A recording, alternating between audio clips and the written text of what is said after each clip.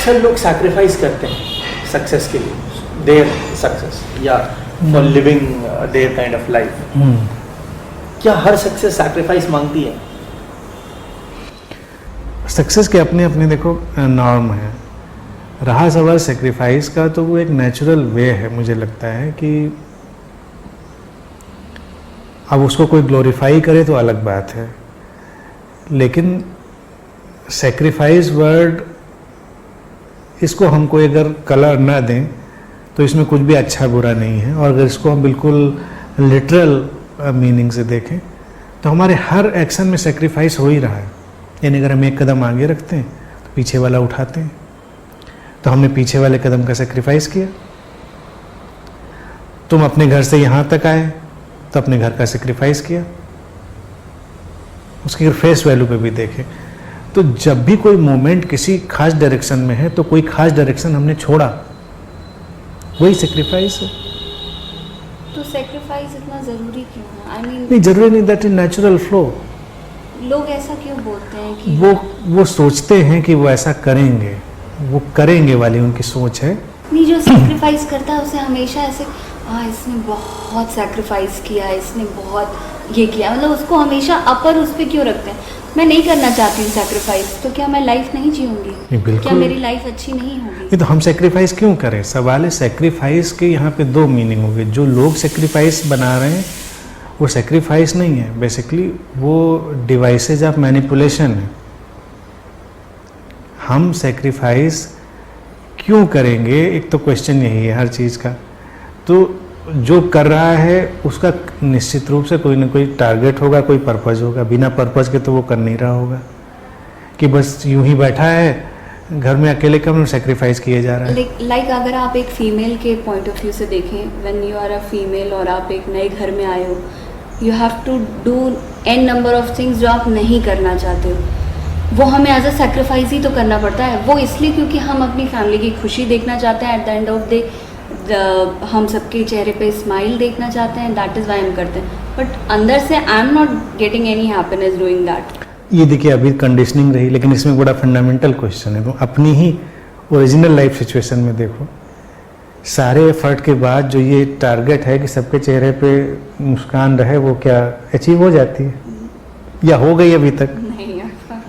नहीं हो पाती है। डे बाय डे कोई नया पंगा, एक्चुअली वही होता है। और तुम इधर खुश करने की कोशिश की तो उधर से कोई नाराज या उधर से दुखी, उसका एंड नहीं है।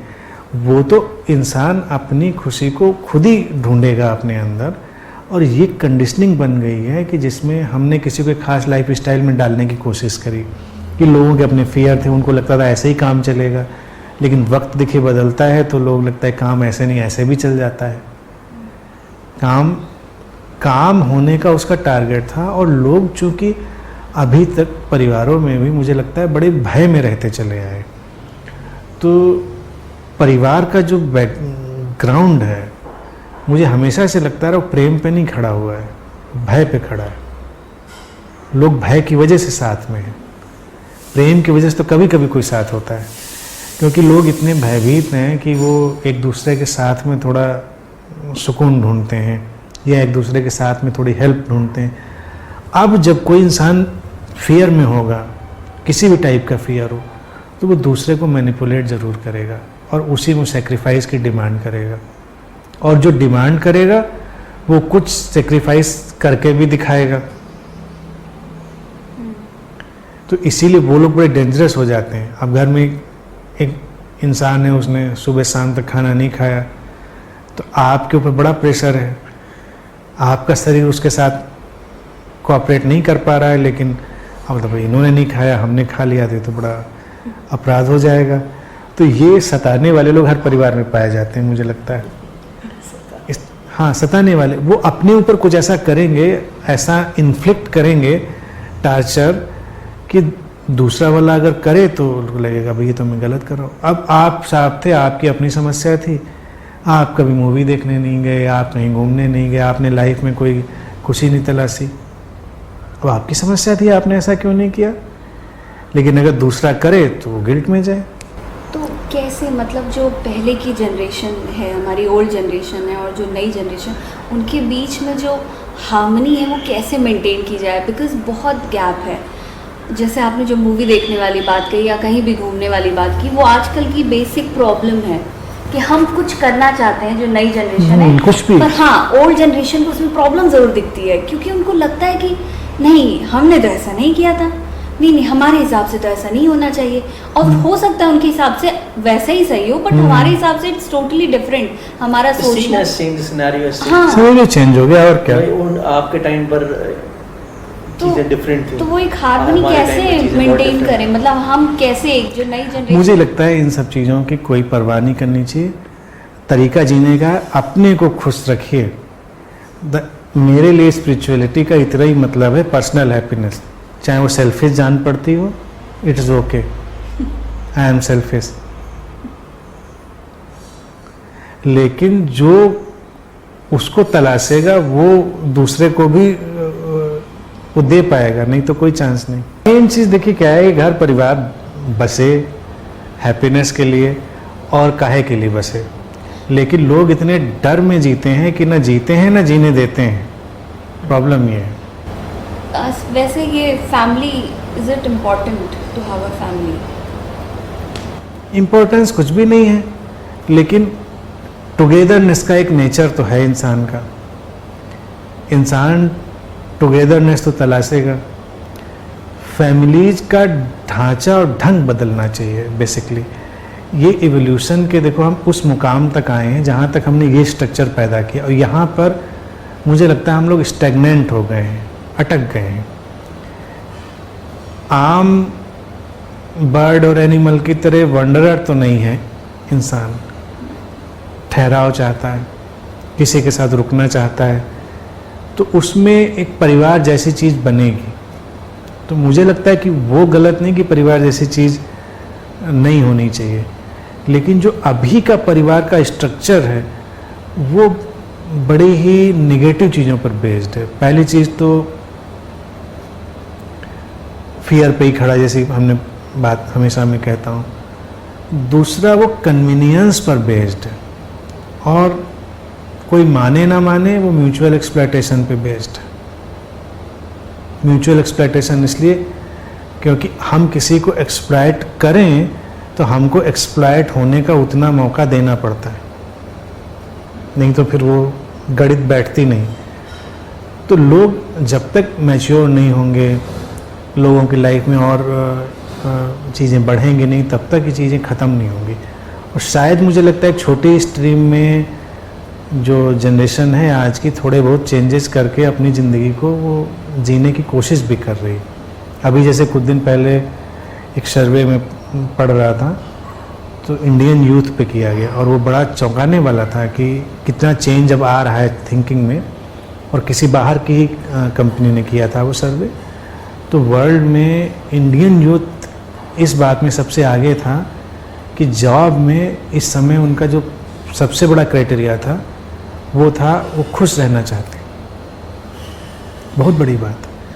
नहीं तो अभी तक जॉब का मतलब सर्वाइवल था, पैसा इकट्ठा करना, जमा करना, और उसके फेर में वो ज़िंदगी तो कभी जीता ही नहीं था। तो अब उनके अंदर ये है कि मैं पैसा इसलिए अर्न कर रहा हूँ क्योंकि मुझे ज़िंदगी में खुशी चाहिए। तो ये स्पिरिचुअल थिंकिंग हो गई। भले वो आज की जनरेशन लोगों को स्पिरिचुअल न दिखाई दे, लेकिन वो स्पिरिचुअल हो चुकी। अगर वो ये सोचना शुरू कर दिया उसने कि मुझको लाइफ में यही सब नहीं चाहिए, ये सेटअप, ये सारी चीज़ें, 10 गाड़ी या कोई बड़ा घर, हमको हैप्पीनेस चाहिए, तो वो लोग अपने ट्रेवल्स में, अपनी हॉबीज़ में, इन सब में एक्सपेंस काफ़ी कर रहे हैं, ये पाया गया। तो ये बड़ा देखा जाए ड्रेस्टिक चेंज और पॉजिटिव चेंज है चीज़ों में, कि जब लोग ये तलाशे। क्योंकि आमतौर से लोग यही नहीं उनको पता होता है कि हम किस लिए जा रहे हैं, किसी भी नौकरी में या किसी रिश्ते में हम किस लिए जा रहे हैं, यही नहीं पता होता लोगों को। नौकरी अभी तक का सर्वाइवल का मैकेनिज्म था। अभी तक के जो विवाह हैं, मैरिजेज हैं, वो भी सर्वाइवल का ही मैकेनिज्म है। इसीलिए इकोनॉमिक ग्रोथ होना भी बहुत ज़रूरी है, फाइनेंशियल ग्रोथ भी ज़रूरी है। महिलाओं की कंडीशन इसीलिए इतनी बदतर होती चली गई क्योंकि उनके लिए तो वो सर्वाइवल और कैरियर का मसला है कि कहीं शादी हो जाए तो हम ज़िंदगी निकलेगी हमारी। अब ज़िंदगी जब निकलने की बात आएगी तो फिर वो निकलेगी ही, फिर कंप्रोमाइज़ होंगे, फिर एक्सप्लॉयटेशन होंगे, तो उससे बचना उस सिनेरियो में मुश्किल है। तो पुरानी जनरेशन में इसीलिए देखिए नहीं बच पाए। अब एक्चुअल में टू वे ग्रोथ हो रही है, तो इसलिए मैं ये भी नहीं कहूँगा कि जैसे एक सीन ये है कि अगर दो लड़के लड़की हैं या दो मान लीजिए कपल है या लवर हैं वटेवर, तो दोनों को अर्न करना चाहिए अच्छी बात है, लेकिन अगर ओपन माइंडेड है और कोई अपने ढंग की ज़िंदगी जीना चाहता है तो ये किसी भी वे में हो सकता है। यानी कि फ्रीडम हम दे सकते हैं और ले सकते हैं, दोनों वे में हो सकता है। लेकिन अभी तक मनी का पूरा वैल्यू मसला था कि अगर हमने मनी इन्वेस्ट करी है तो उससे हमें आपसे कुछ चाहिए। कहता कोई नहीं है, जैसे ये बातें खुल के कोई नहीं कहता है, लेकिन हिडन जो मैनिफेस्टो है वो यही, I am investing this much money, तो मुझे रिटर्न में ये सर्विसेज चाहिए। ब्रूटल है लेकिन ऐसा ही है परिवारों में। तो ये तो आई मीन सभी के रिश्तों में होगा, माँ बाप, बच्चा, सभी मियाँ का, बीवी, सभी का, सभी का गिव एंड टेक वाला रिलेशन, गिव एंड टेक। जहाँ पे जरा से में गिव एंड टेक बिखरता है तो रिश्ते बिखरते हैं। अब कुल मिला के देखा जाए बड़ी रियलिटी है यही, और इसको इंसान एक्सेप्ट नहीं करता है कि इंसान ज़िंदगी अपनी ही जीता है और हम दूसरे की ज़िंदगी के लिए उतना ही कंसर्न है जितना हमारी ज़िंदगी पे उसकी ज़िंदगी के होने का फ़र्क पड़ता है। मतलब मैं किसी की ज़िंदगी से उतना ही कंसर्न रखता हूँ जितना उसके होने से मेरी ज़िंदगी पे फ़र्क पड़ता है। अगर तुम्हारे होने से मेरी ज़िंदगी पे कोई फ़र्क नहीं पड़ता तो शायद मैं कंसर्न नहीं होऊंगा। तो ये जो मोहब्बत भी दिखती है, कंसर्न भी दिखता है, केयर भी दिखती है, वो बड़ी रिलेटिव है। इंसान अल्टीमेटली अपनी ही लाइफ और अपनी ही हैप्पीनेस या उस पर कंसर्न है, कोई भी हो, चाहे हस्बैंड वाइफ हो, चाहे माँ बाप बच्चे हों। तो हर किसी का ऐसा ही है, हर किसी का ही ऐसा है।